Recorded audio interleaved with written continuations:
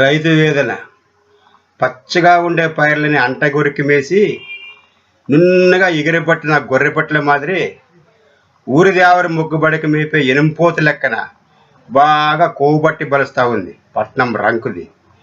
ఈ రాజకీయ మాయప్ప గారంతా దాని మొగుళ్లే కాదు దాని దగుళ్లే.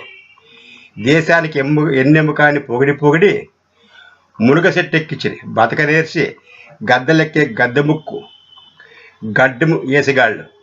వీళ్ళ నోటొద్దు మువ్వడ, వీళ్ళ ఎది మీద రాళ్ళెత్త, వీళ్ళని నల్లనాగబాబు పట్టక్కని పీక, వీళ్ళని గోడెలు కట్ట, వీళ్ళ వంశం నిర్వంశం గాను పాడయ్యేది పైకెదిగేది తెలియక వీళ్ళ మాటలు ఊబుల్లో దిగి ఉచ్చుల్లో తగులుకొని కాళ్ళు కదిపేకి శాతగాక ఎక్కువచ్చేకి ఎవరి చెయ్యి అందక ఇగ్గలాడి ఎముకలన్నీ ఇరగ్గొట్టుకొని అనాథ మాదిరి కుక్కల నోటికి సిక్కిన మేకపిల్ల అరిచినట్లు అబ్బరిస్తూ ఉన్నాడు పల్లెలో ఉండే అమాయకం రైతు.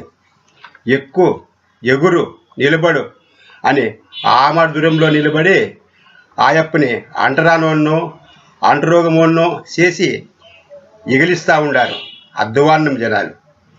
హక్కును చేర్చుకొని ఆసరా ఇచ్చే మహారాజు కోసం 5 ఏళ్లకు ఒకసారి అరచేతిలో అంజనం వేసుకొని ఎదిగితే కడాకి కుర్చీ ఎక్కేదంతా కుళాయి మిండిగాళ్లే.